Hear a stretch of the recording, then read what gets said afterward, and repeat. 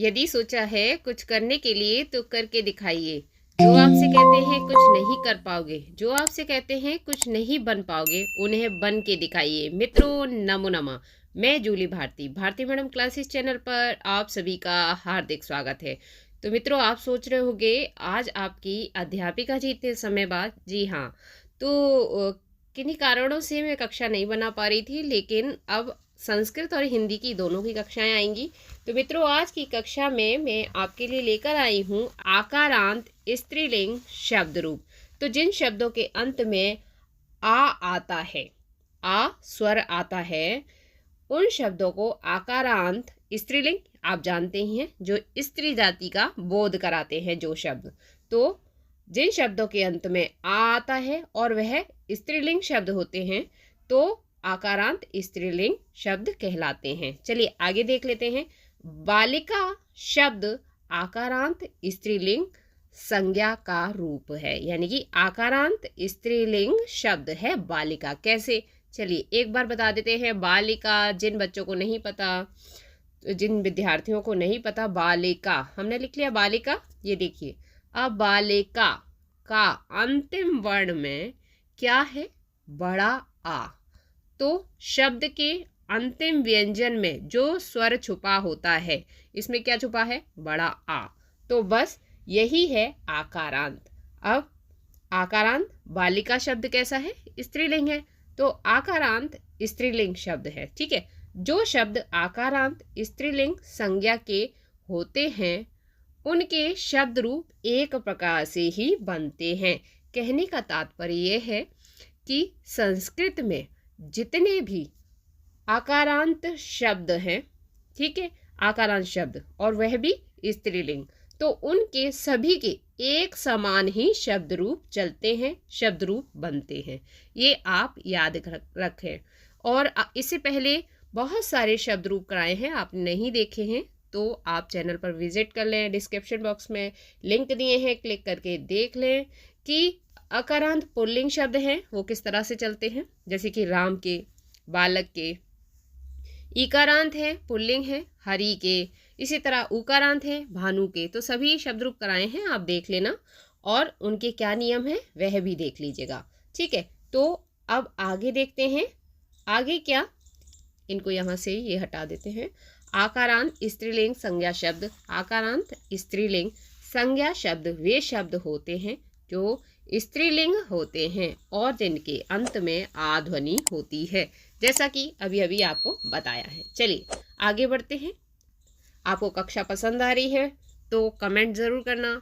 जो मित्र संस्कृत पढ़ते हैं वह कमेंट करके बताएं कि और क्लासेस आपको किन शब्द रूपों पे चाहिए, तो वही शब्द रूप हम आपके लिए लेकर आएंगे। अब आकारांत स्त्रीलिंग संज्ञा के उदाहरण अब देखिए, यानी कि कौन कौन से आकारांत स्त्रीलिंग और भी शब्द रूप हो सकते हैं, यानी कि शब्द रूप बन सकते हैं, यानी कि शब्द कौन कौन से हैं बालिका के अलावा। तो विक्षा, निशा, जरा, बाला, धरा, राधा, सीता, लता, माला, नासिका, अवस्था, अध्यापिका, क्रीड़ा, कला, कविता, क्षमा, कोकिला, कोयल, कृपा, गायिका। आप देख रहे हैं इन सब के अंतिम व्यंजन में क्या छुपा है? बड़ा आ। गीता, गोपिका, चटका, चिड़िया, छाया, छात्रा, छाता, जनता, तारा, दया, दुर्गा, रमा, दशा, नर्मदा, नायिका, नौका, पत्रिका, आजा। आजा क्या होती है? बकरी। उसके बाद आगे और भी शब्द हैं। पुस्तिका, बाला, बालिका, भाषा, माया, महिला, यमुना, यात्रा, राधा आदि। सभी शब्द आकारांत स्त्रीलिंग संज्ञा शब्द हैं ये।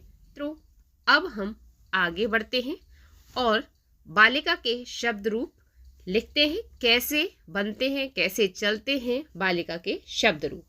सातों विभक्ति और तीनों वचन देखते हैं और उसका ट्रिक भी देख लेते हैं। तो मित्रों, अब से पहले आपके ढेर सारे कमेंट आ रहे थे मैम क्लास लेके आइए, तो हम क्लास लेकर आए हैं आपके लिए।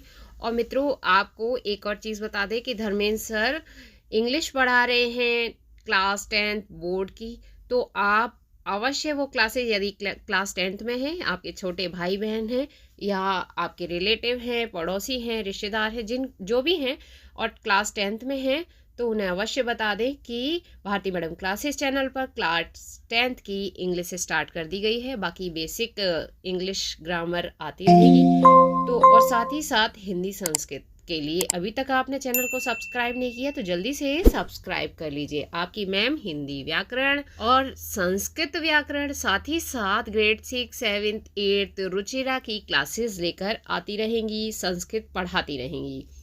तो मित्रों अब आप देख रहे हैं, आपको पता ही है ये क्या है, एक तालिका है जहाँ पर शब्द रूप लिखे जाते हैं। हमेशा बताते चले आए हैं और अभी फिर बताएंगे, जब जब शब्द रूप की क्लास लाएंगे आपको बताएंगे।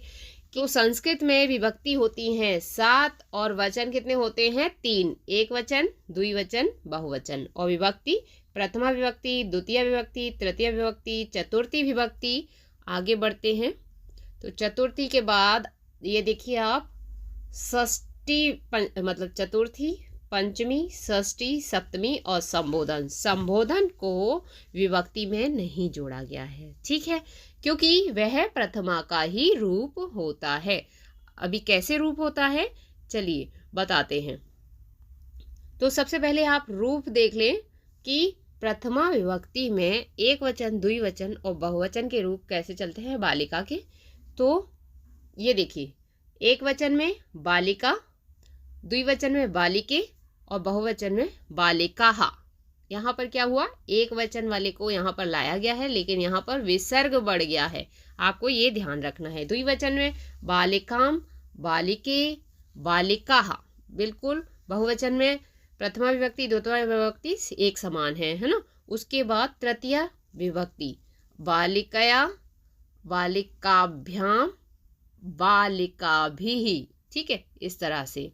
और मित्रों ये बिल्कुल उसी तरह से है जिस तरह से हमने रमा के शब्द रूप कराए थे। रमा की क्लास आप देख लीजिएगा एक बार, रमा के शब्द रूप वाली। तो जैसे रमा शब्द भी आकारांत स्त्रीलिंग है, वैसे ही बालिका भी, ठीक है। अब तृतीया में बालिकया, बालिकाभ्याम, बालिकाभिः। चतुर्थी बालिकाई, बालिकाभ्याम, बालिकाभ्याः। पंचमी विभक्ति देखिए, बालिकायाः, बालिकाभ्याम और बालिकाभ्यः। और षष्ठी बालिकायाः, बालिकयोः, बालिका नाम, इस तरह से। सप्तमी आ जाते हैं बालिकायाम, बालिकायोः, आपको बालिकयोः, है ना, और बालिकासु, इस तरह से। अब अगली संबोधन देख लेते हैं। संबोधन हे बालिके, हे बालिके, हे बालिकाः। चलिए इस तरह से रूप बनेंगे बालिका के, तीनों वचन, सातों विभक्ति संबोधन के साथ। अब आपको एक खास बात बता देते हैं, सरल तरीका, सरल ट्रिक बता देते हैं कैसे याद करना है। इसके लिए हम इसको छोटा कर लेंगे।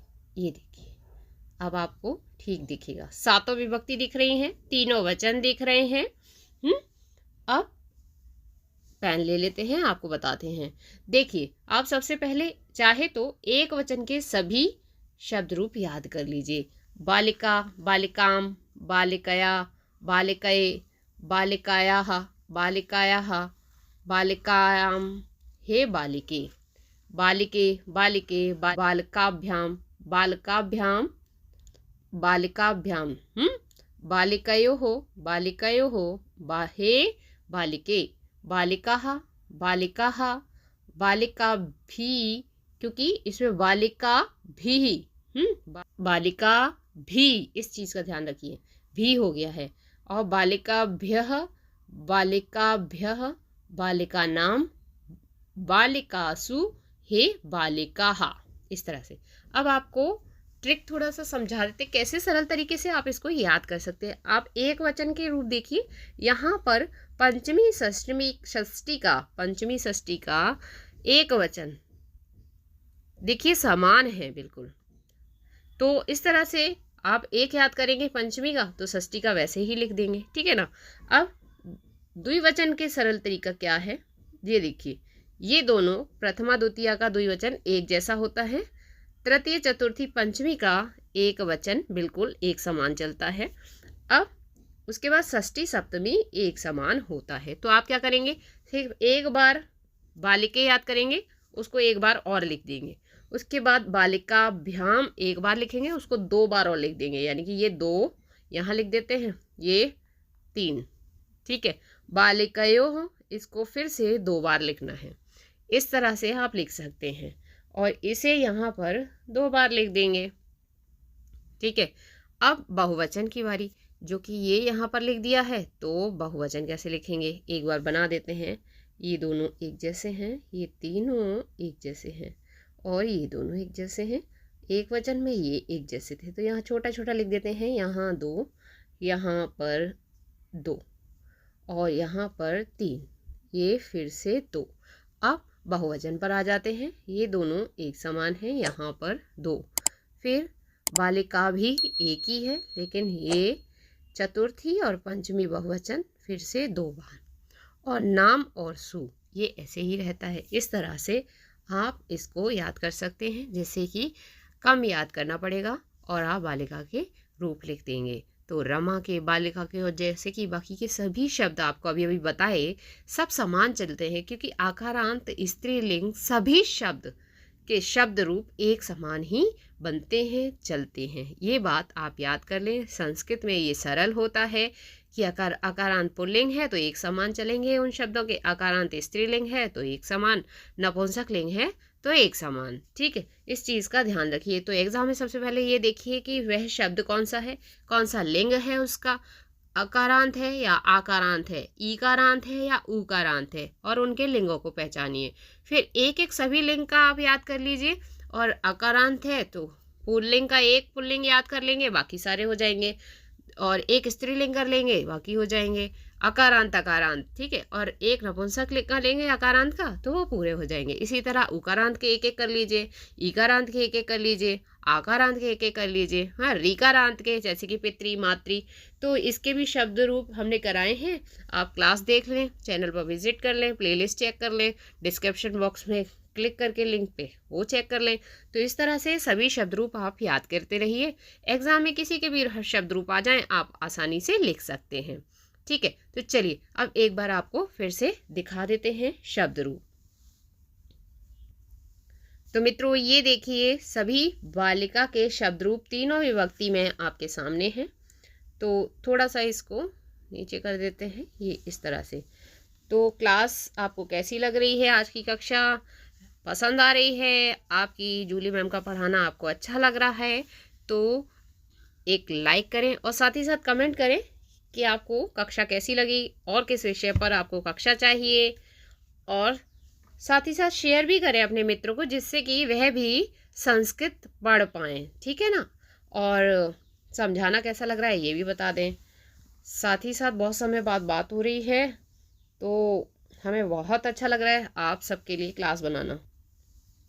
तो अब डेली क्लास आती रहेगी, अच्छा लग रहा है आपके लिए क्लास बनाना। और मित्रों ये रहे, आप देख लीजिए एक बार कि बालिका के शब्द रूप, विभक्ति 7 होती हैं, संबोधन और एक वचन द्विवचन। वचन कितने होते हैं? 3। संस्कृत में सरल है, बहुत सरल है, यही हम स्कूल में बताते हैं बच्चों को कि 3 वचन होते हैं, 3 लिंग होते हैं, ठीक है। पुरुष भी संस्कृत में 3 होते हैं, तो संस्कृत में तो 3 3 3 चलता है, ठीक है। और विभक्ति कितनी होती है? 7 होती है। संबोधन के लिए आपको कहा था कि अभी बताएंगे, प्रथमा का ही रूप होता है। प्रथमा का एक वचन में बस थोड़ा सा बदलाव आता है, हे बालिके हो गया, बाकी क्या आप देख रहे हैं? द्विवचन यहाँ पर भी वैसा ही है, और बहुवचन शब्द हे बालिका यानी कि बालिका वैसा ही है, बस हे लगाना होता है, संबोधन चिन्ह लगाना है, हे लिखकर आप देख रहे हैं इस तरह का चिन्ह है, तो आपको हे लिख देना है, किस में? प्रथमा विभक्ति के शब्द रूपों में, ठीक है। और ये बन जाएगा संबोधन का, बस एक वचन में बदलाव है, हे बालिके ही आएगा,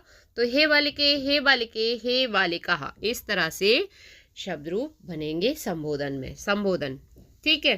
तो इसका आप विशेष ध्यान रखें, और बाकी का सरल है, आप ये सभी शब्द रूप याद कर लें, और एक याद कर लिया तो आकारांत, स्त्रीलिंग सभी शब्द रूप याद हो गए। तो आपको कक्षा कैसी लगी, पसंद आई है? और आप आगे भी पढ़ना चाहते हैं और किसी विषय पर क्लास चाहते हैं, कमेंट बॉक्स में कमेंट कर दें। चैनल को जल्दी से सब्सक्राइब कर लें, वीडियो को लाइक एंड शेयर करें। धर्मेंद्र सर और जूली मैडम हमेशा आपके लिए तैयार हैं पढ़ाने के लिए। बहुत बहुत धन्यवाद कक्षाओं को पसंद करने के लिए। तो मित्रों, कल फिर मिलते हैं एक नई कक्षा में नए विषय के साथ।